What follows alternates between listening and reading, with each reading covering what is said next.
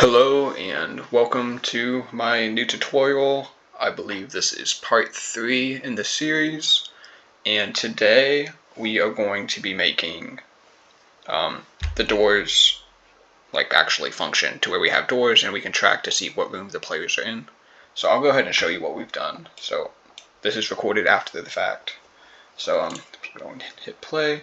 So you see that we spawn in our little spawn point and we get teleported after the intermission timer to the start of the game, and we have a value in the player for the room number that there are, so you can see room 1, and as we go on it just increments up as we open the doors. So anyway, this will be useful for after the player died, it can present this is what room you're on, or also when we get later on into the game we're going to be making procedural generation to where instead of having all the rooms loaded at once, it's going to be we'll have only 10 rooms loaded at a time, just to help with graphics. Because a lot of people, you can't have that many rooms, especially if you're going to do something high detailed. So it would help for that, and also for when we respawn, we need to know the value. So that's all we have done today. We're going to get into making this fancy later on, because of course, you don't want black squares as your doors in your game. So, of course, we'll get on that. So, please enjoy the tutorial. It means a lot. Like, subscribe, comment. Keeps me going. Enjoy. Okay, so let's get started. So, the first thing we're going to do is we're going to create a value in the player to record what door they have reached, or what their current room would be. So go to server script service and create a server script, and we'll just rename it player handler, however you spell that. I don't know if that's right. And then you're going to say game.players.player added, just to get it for when the player joins the game, and we're going to create the instance. So local room value equals instance.new, and we'll do this as a integer, and then room value dot parent is going to be the player. Value dot value is 0. Room value dot name is going to be room. Very simple. So that's going to be it for this script for now. Go ahead and go into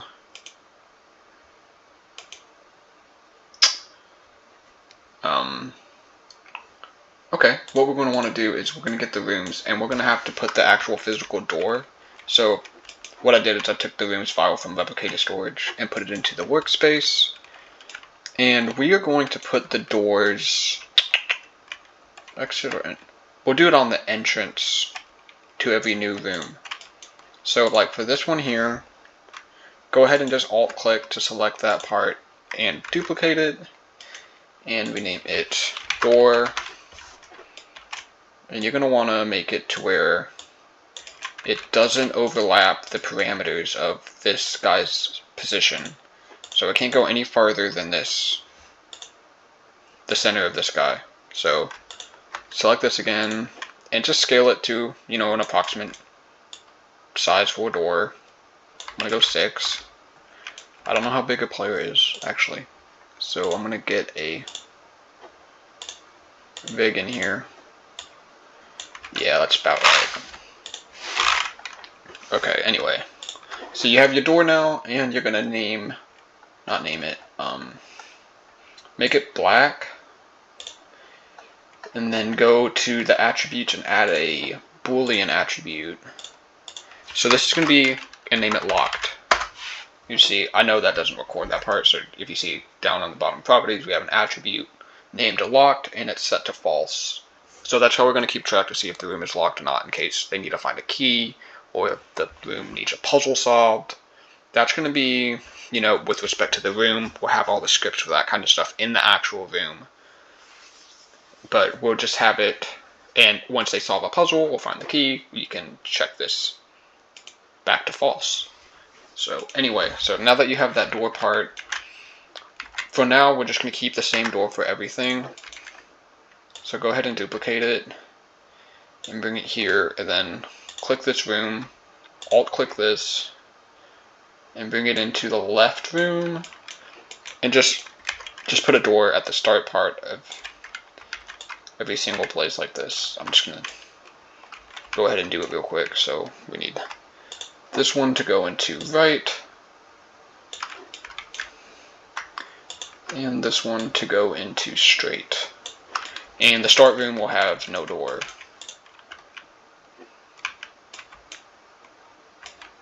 For now.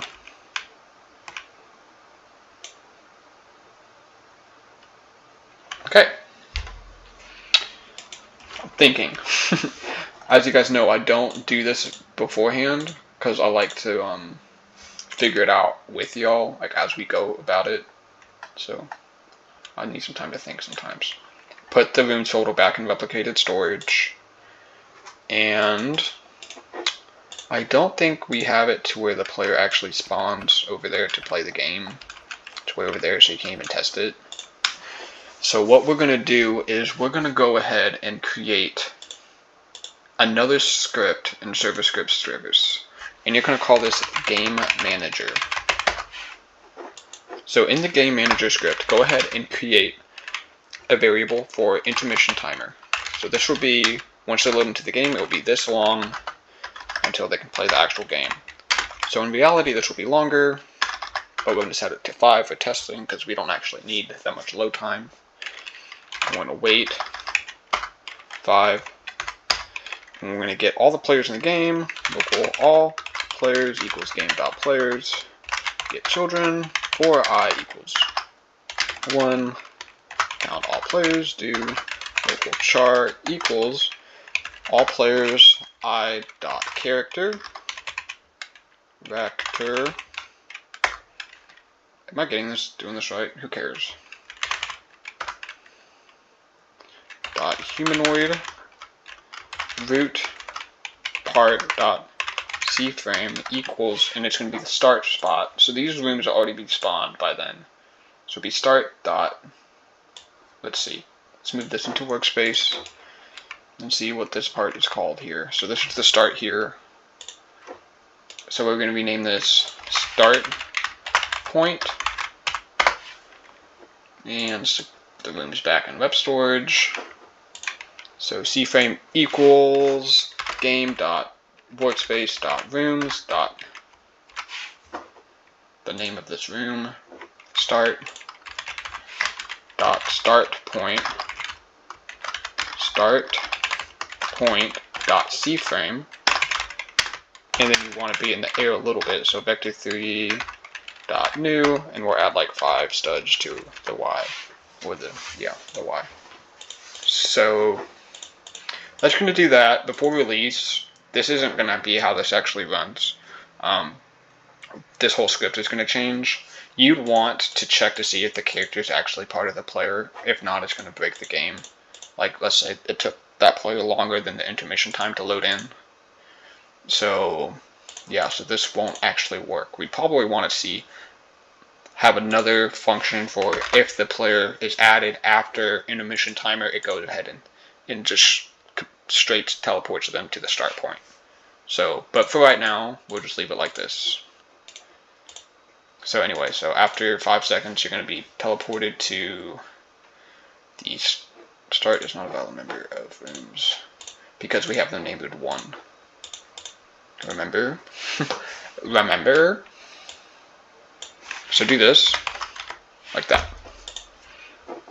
Okay. 5 seconds is a long time for testing.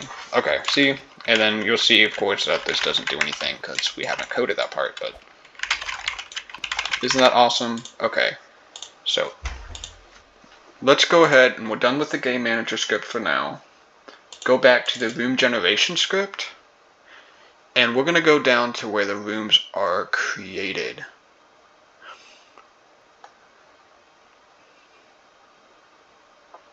So I want to do this in the last function, the function that adds it to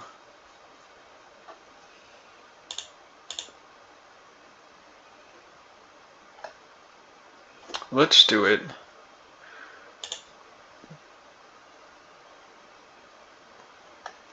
right here. So let's set it up before this. And we'll say room, if room, find first child, door, then, and we'll say door equals, sorry, make this a local door equals this, and then door dot touched, or should we do this as a proximity prompt, like E to open door? Nah.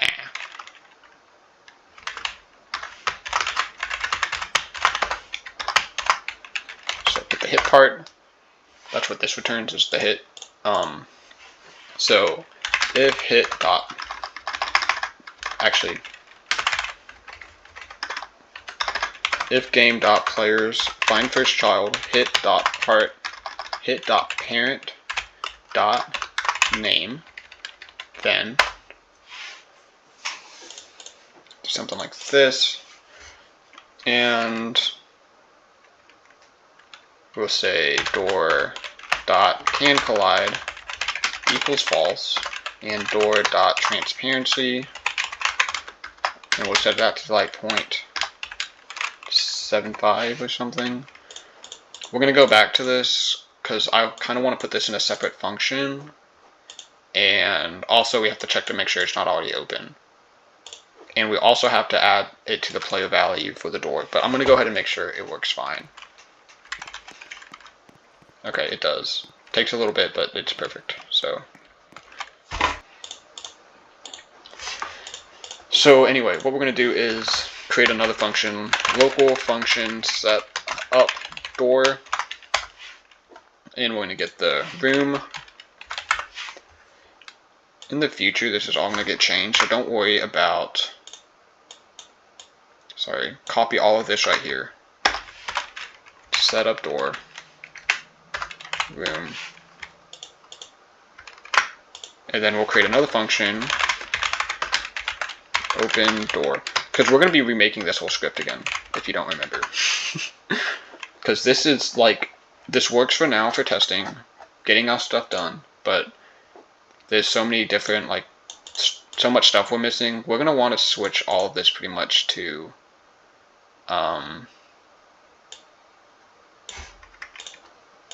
that's just this right here, to like module scripts. See, what should I just do the door?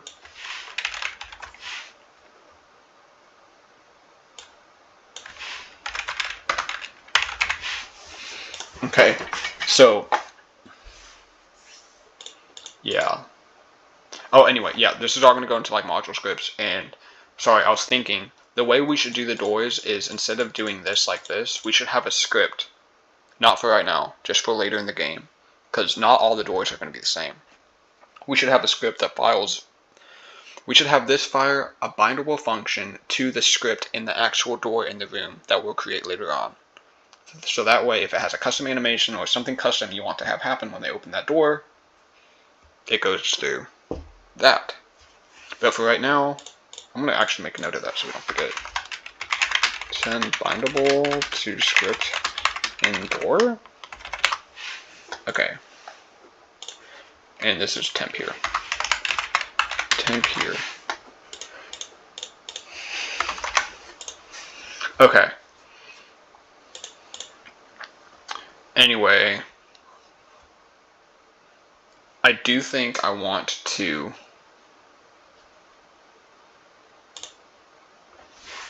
say local opened equals false,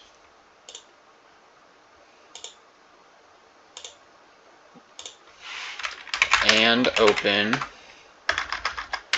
equals false,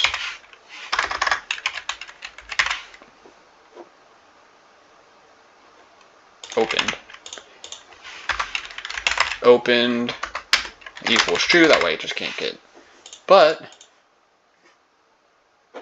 actually make this a separate if statement. I hate nested ifs like this, but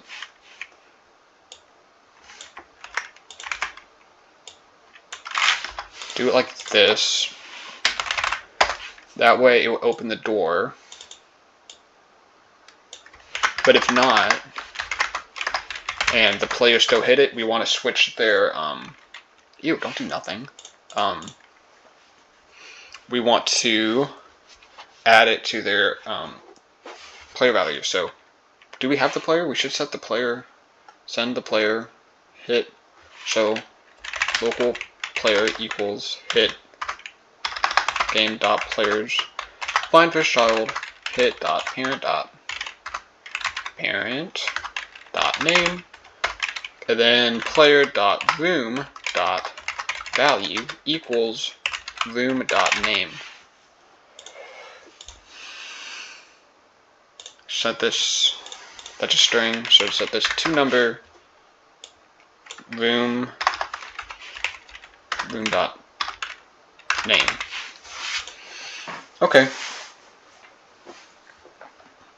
So that should work. Let's go ahead and test it. Very short tutorial so far. Maybe we can do some more things in it. Okay, so anyway, I should have checked.